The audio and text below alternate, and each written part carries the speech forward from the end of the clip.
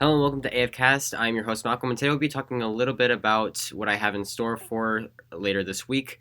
First is going to the news. So for games, there is Forza Horizon 4 coming for Xbox One and PC on October 2nd. Fist of the North Star, Lost Paradise coming for PS4 on October 2nd. And also Mega Man 11 coming for PS4, Xbox One, Switch, and PC on October 2nd. On October 5th, we have Assassin's Creed Odyssey coming for PS4, Xbox One, and PC, and also Super Mario Party coming for Switch. And so we're going to be talking a little bit about the second division, because that's what my episode is going to be about on Wednesday. Once again, sorry about last week, or earlier this week, rather. It was just, I was really sick, so I wasn't able to do it. But I should be fine now. So, let's get right into it. So for one thing, it's Ubisoft said that it was a very that they were focusing mostly on the end game of the second division. So that means that we're not entirely looking towards like saving DC and everything like that. We're not like that's not what their main focus is. Their main focus is what happens after all of the main missions and after you do all the side missions and encounters and whatever else they have planned for the game. And also, it's supposed to be a 1-to-1 scale of DC, and that is actually really cool and really amazing because I don't think there's ever been a 1-to-1 scale of a map. Um, and so I find that very interesting, especially since they're turning it into post-apocalyptic, so they'll have like crashed planes, down like vegetation everywhere, buildings are crumbling, stuff like that. And so that's an interesting thing to see. There's also the BOO is still going to be a thing, and so is Isaac. So if you remember those things from the first division, then they're back. Or they will be back. There's also going to be civilizations, which are going to be like mini camps that you can find around the map, and they can actually have side missions. And along with that, there's actually kids. Now, I'm kind of glad that they have kids, and also there's some older people now as well, because although it kind of makes sense that there wouldn't be as many kids or as many elderly people as there would be like middle-aged people, like in a post-apocalyptic place, it was almost like there were none of them unless you looked for them specifically in safe houses in the first division. So I think it's cool that they're adding them in a little bit more, or at least they show more attention towards it. And there's also just some things to interact with, like in the play trailer, you could see them turning on a Christmas tree. I don't know if there'll be more stuff like that. I don't know if that's the only thing, but yeah. And then there will also be things called control points. So basically, all the control points that I've seen so far have been crashed planes, so I don't know if that is going to be the only type of control point is these crashed planes. But essentially what it is you can take over a control point because it will have enemies in the area. You can take over a control point and civilians will actually go and they'll defend it. And what can actually happen is enemies can take back over that control point. And also civilians themselves can take over a control point, though it is highly unlikely. At least I believe it would be because, AIs aren't usually that good at fighting when they're on your side, at least. Yeah. There's also going to be airdrops, which are essentially things that'll be like stuck in trees or roofs of buildings or anything like that, and you can like shoot a lock open, and a weapon or gear or something like that will fall to the ground, and you're able to pick it up and use it. So it's essentially the little boxes that you could find in the first division, just holding more rarer loot, I believe is what it is. And we're actually going to have specialists now instead of like main abilities. So if you played the first division, you had the main abilities where one would like heal you a lot, one would give you high resistance, and one of them would boost your stats.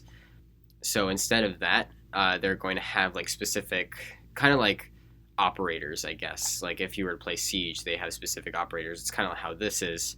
And the three that we know about, I don't know if there will be more or if this is all they're going to have, is Sharpshooter, Demolitionist, and Survivalist. So the Sharpshooter has a 50 cal sniper rifle that they have as their ability, essentially.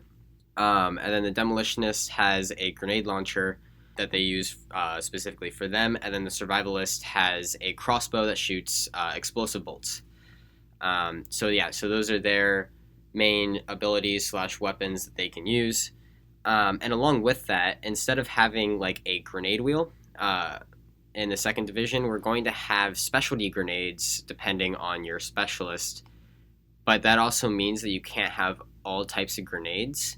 You'll only have like specific grenades. But instead of having to find them out in the world, like flash grenades, tear gas grenades, stuff like that, you will actually be able to restock them using just regular restocks around the world. You don't have to go find them and only have a few of them on you. And so I find that pretty nice, especially since I like to use the shock grenades a lot in the first division. And then there are new skills in the second division.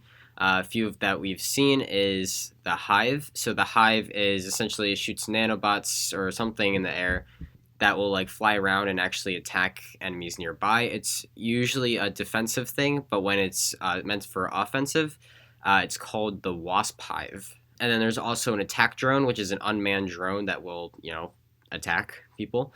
And you actually can control it yourself, so that's pretty cool. There's also a chem launcher, which will allow you to shoot a chem cloud that has various different things. Which one is like if you shoot through it, then it sets it on fire. Another one is like nanobots that can heal you. That type of thing. And there's also I don't know if this will be a skill for the player, but we've seen it in the new faction, the Lost or the True Sons, which is Glue Trap. So it's a new archetype for this new faction. And so what they do is they essentially shoot these like little, I don't know what they are, on the ground, and it will like foam up and capture your legs on the ground. Now, I don't know what you'll do in single player, but usually what you have is another player on your team shoot it with something and break it open. There's also a new weapon mod system, which actually unlocks by level. So instead of picking up different mods and stuff and them taking up your storage, they actually don't take up your storage at all, and you'll slowly unlock them and have an infinite number of them by level.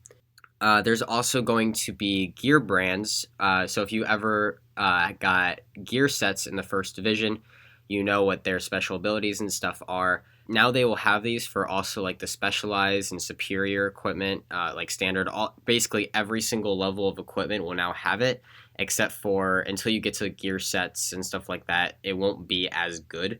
But you can still get these different brands, is what they're calling them. And also enemies in the second division will be less of bullet sponges. So instead of them being huge, instead of them taking in a lot of bullets, being tanks, essentially, if you remember term of the day from last week, like now they'll probably just have more people instead of them being bullet sponges, so that way they can keep the same amount of damage being dealt, stuff like that, just to balance it out. There's also going to be archetypes specific to each faction. So instead of each faction having the same exact archetypes for each one, they're actually all going to have different archetypes. Now there might still be some stuff that reoccurs, like archetypes that reoccur, like assault or anything like that, which is obviously fine. But I think it is really cool that they'll have difference in archetypes, especially since in the first division it was really only the LMB that had a specific archetype, and that was the medic. So yeah, and also the first three DLCs that are coming out for the second division are completely free, and you don't have to buy them at all whatsoever. All you have to do is download them, and they're all yours. So that's pretty cool. So I'm going to talk a little bit about the first division now. So for one thing, it's in Manhattan. You can't be in the entirety of Manhattan, which is kind of sad. It's actually a pretty small portion of Manhattan, but it's very large for not having any transportation, because you do have to walk everywhere, which is a downside, but it is still cool seeing the post-apocalyptic world that you currently are living in. It's also one of Ubisoft's most popular games, so it's just, I'm pretty sure it broke some records for both Ubisoft and also just universally. I don't know if those records still stand at all because it did come out a while ago, but it was an absolutely amazing game. So yeah, and it also had great replayability.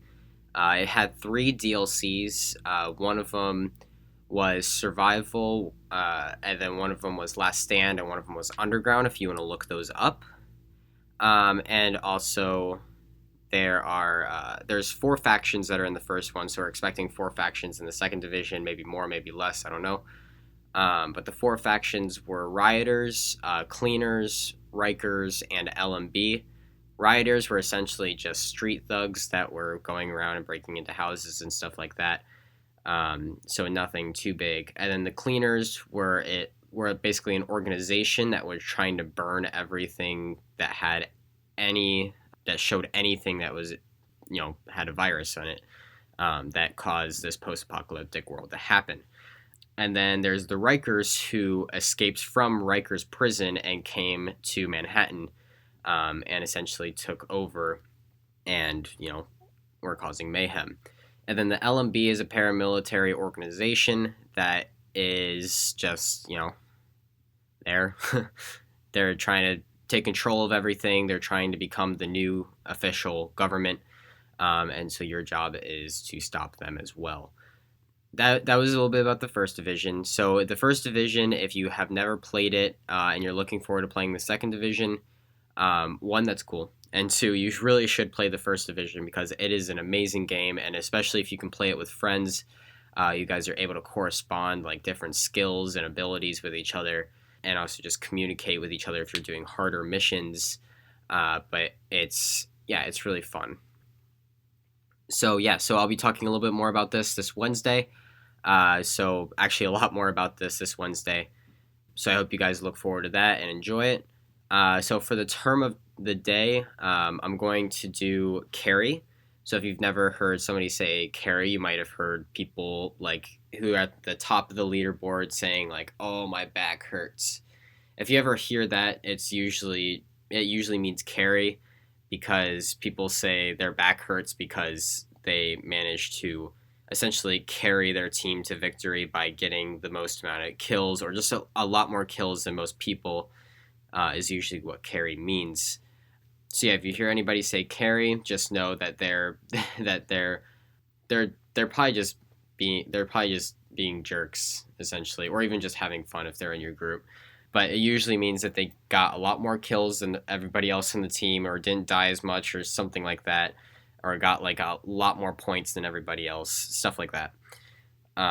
So yeah. So that's it for today. Game on.